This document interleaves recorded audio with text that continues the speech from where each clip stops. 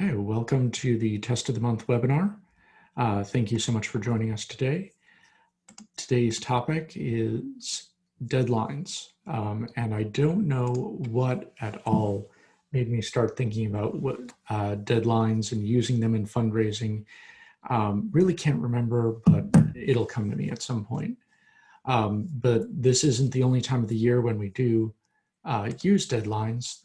We use them for matching gifts and end of year and Giving Tuesday. Some people have end of fiscal years.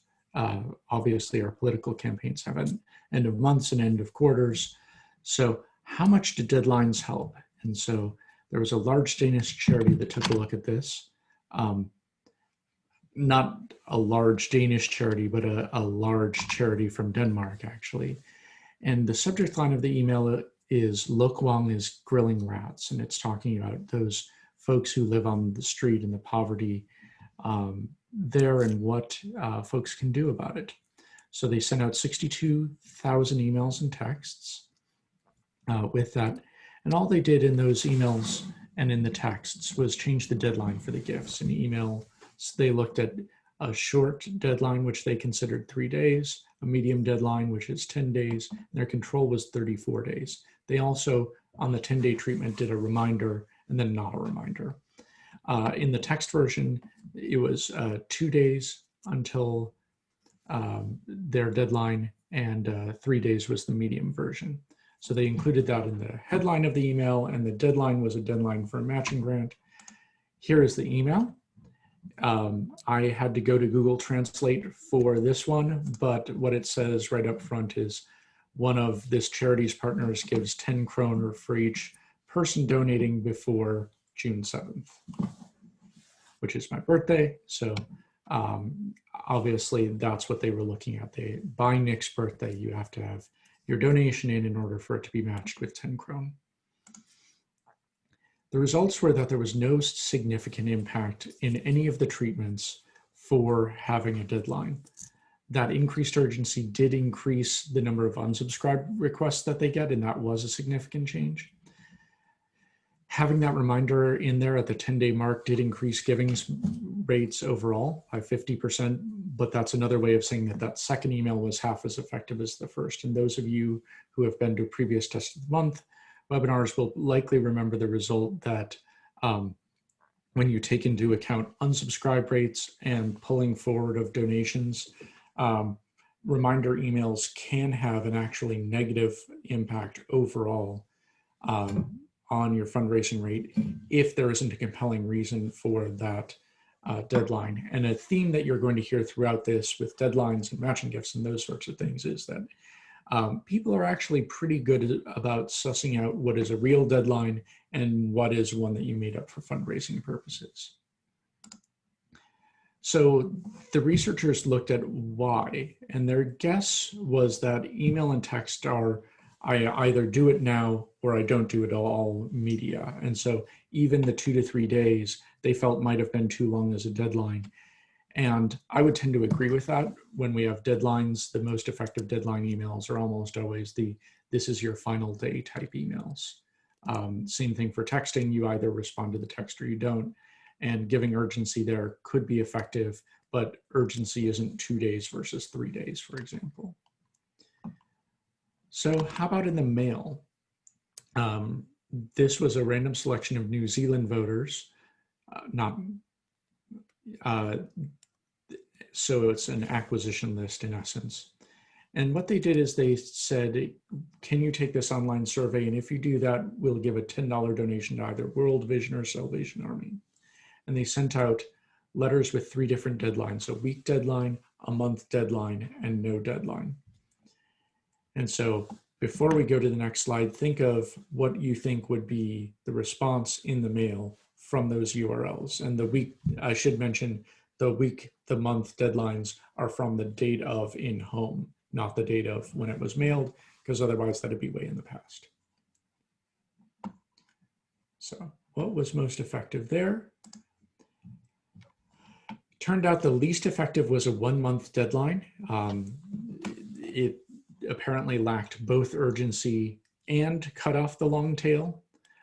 the best response rate was not having any deadline on it at all. And in fact, when you didn't have a deadline, you see this long tail effect where people were still answering it at the 27-day mark and the like.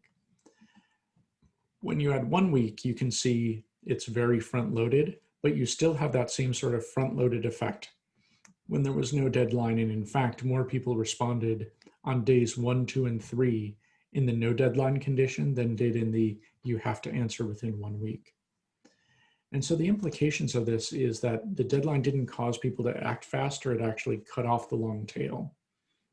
What it did do is, yes, there are these, the shorter deadline did bring some responses forward, but if you have a deadline that's too long, like a month, it's particularly bad because you don't get any benefit from it.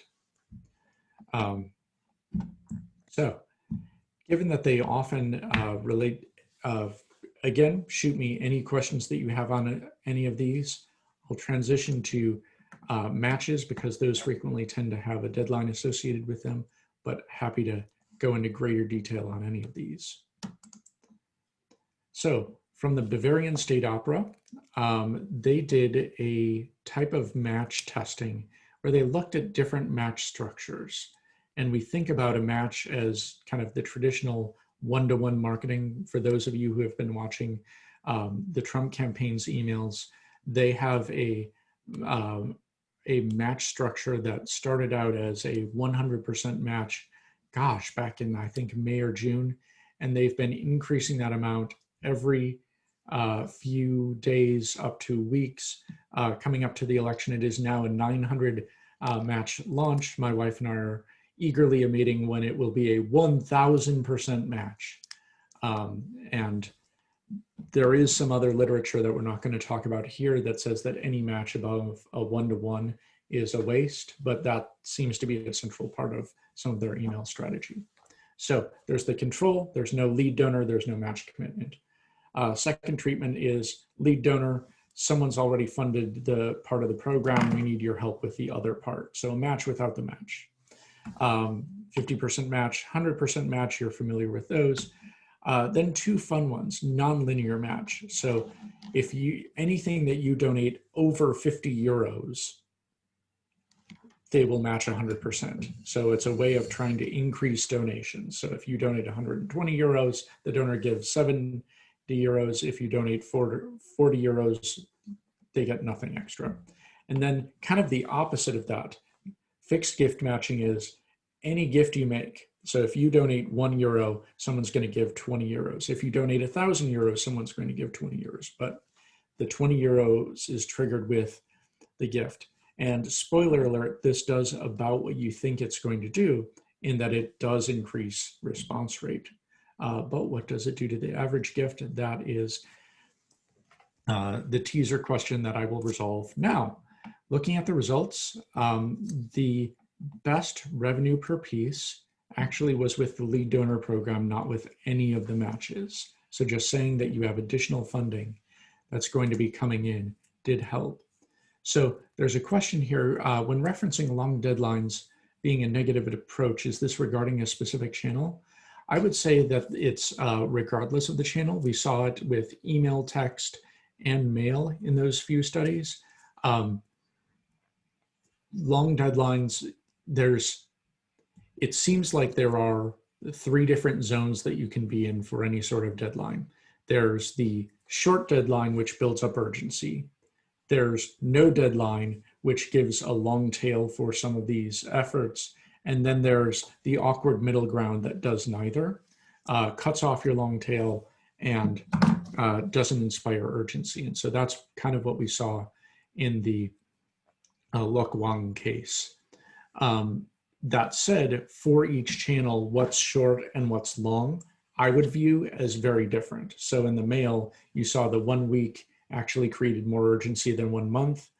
In email, didn't have any effect. 3 versus 10 versus 34 days had no effect. None of those created urgency. Email, and even more so text, are more urgent media. So if you're looking to create urgency there, you have to get far closer to it, whereas with a mail piece, you have to be close enough to create urgency, but still fast enough that people can get their responses in.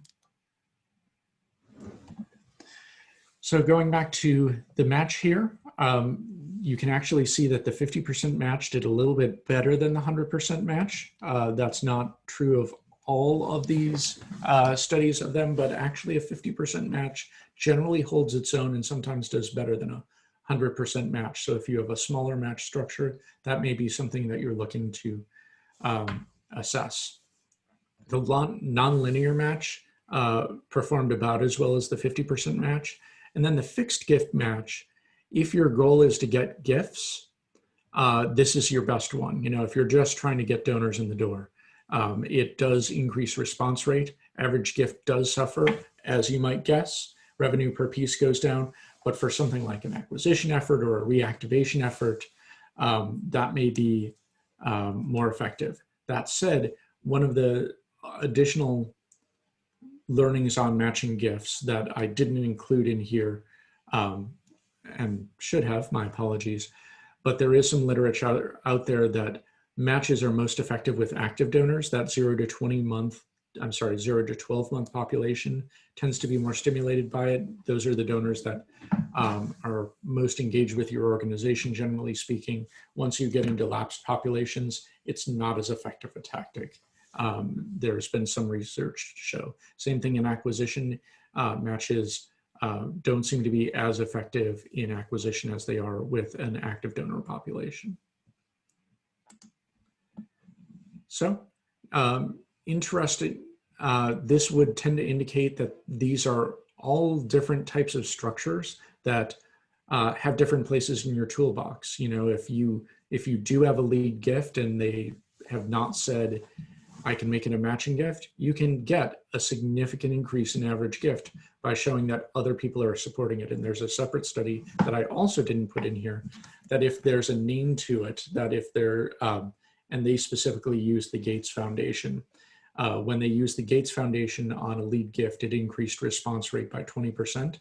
And really any name will help because it shows that there's legitimacy to the lead gift, makes other people want to give as well.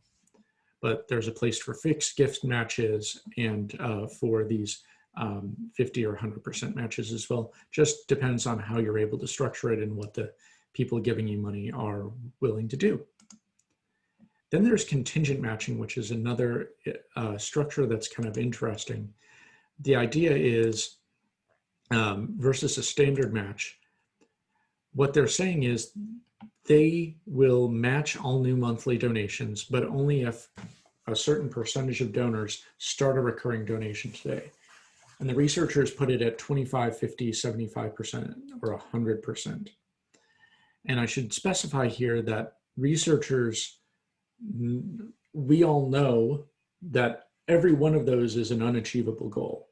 You're not going to have even 25% of the people randomly clicking onto a donation form to make a monthly gift. But it's the donor population doesn't have the same sort of inside baseball knowledge that we have about behavior going into a donation form.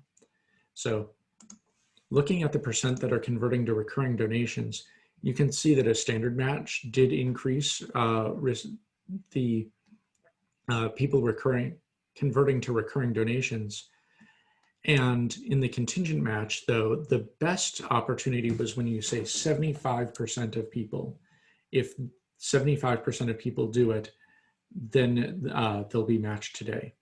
And there's a lot of research around either a 75% or a 2/3 number in this type of compliance behavior. When people are told that 70% of people who go into a hotel room elect to have their towels, use their towels for the entirety of their stay, rather than having them watch sheet time, that increases compliance rates and those sorts of things. It's a large enough number to show that the majority of people do this, but not so large as to become implausible, or like 100%. If you go to a donation form and say, it'll be matched if 100% of people do this today, you know that some other person is going to ruin that for you. And so that kind of reduces compliance as well. I will say that while I can't talk about the specifics of the test, I've also tested this with a client, And it wasn't converting to recurring donations. It was the people who will respond to this mail piece. And the 75% contingent match did increase response rate as well. So matches do work within limited parameters.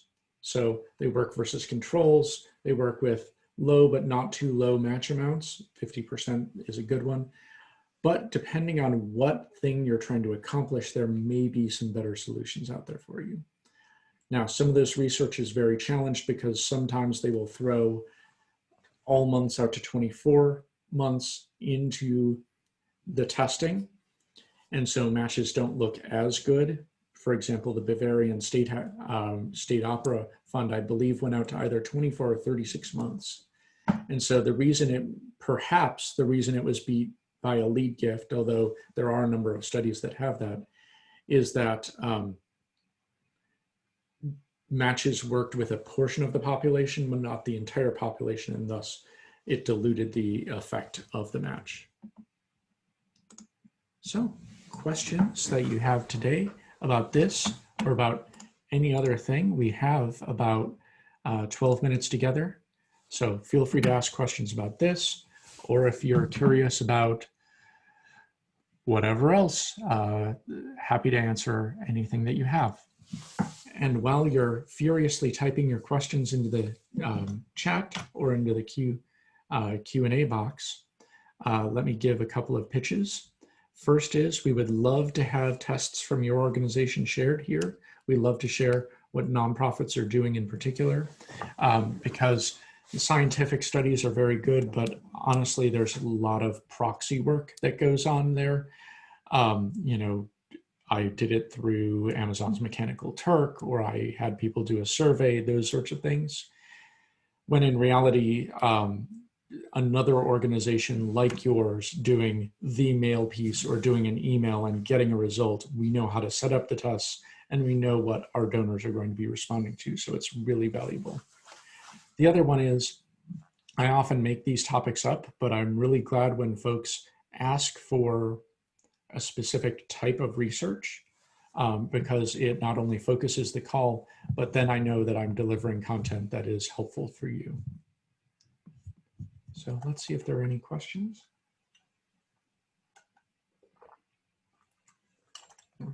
Okay, I have a hand raised. Let's see. Sophia, I am allowing you to talk. Okay, can you hear me now? I can. Yeah, so you were talking about matches on the acquisition and that they are not as good as they are on recurring or cultivation strategies. I'm wondering if that is also for multiplier offers on acquisition, or if that would have to be a different study. I would say that would have to be a different study, because they're working in slightly different ways. One of the challenges that researchers have with matches, and you saw it a little bit, and let me see if I can get that slide back up. So, okay, I'm resharing my screen. It's a small effect, but you can see that the difference between the 50% match and the 100% match is that average gift went down about 10%. And one of the things that researchers think is happening when you do a match is that there's this crowding out effect to your gift, in that you can, let's say that you wanted to have, and not that someone would necessarily think about it in these terms, but you wanted to have $100 worth of impact. Well, if you have a 100% match, you can have that $100 worth of impact for the low price of $50. So that's, okay. There's this type of potentially crowding out effect. Okay. With a multiplier effect, you don't necessarily have that same crowding out effect. In fact, if someone's looking for a value, then they're more likely to make that decision to go with your organization, because my gift will be multiplied. I will have more of that impact. Therefore, I will join. One of the vagaries of donor psychology is that there really is a two-step decision. First, will I donate? And second, how much will I donate? And sometimes the second can affect the first. But usually someone makes the decision to donate and then makes their decision about how much. And so since in that position, you're trying to get that person in the door, I would anticipate that a multiplier effect would be more effective than a match in acquisition. Okay. Okay. Thank you. No problem. Any other questions? And I should mention that another way of asking a question in addition to the chat is to do what Sophia did and raise your hand over in the participants window.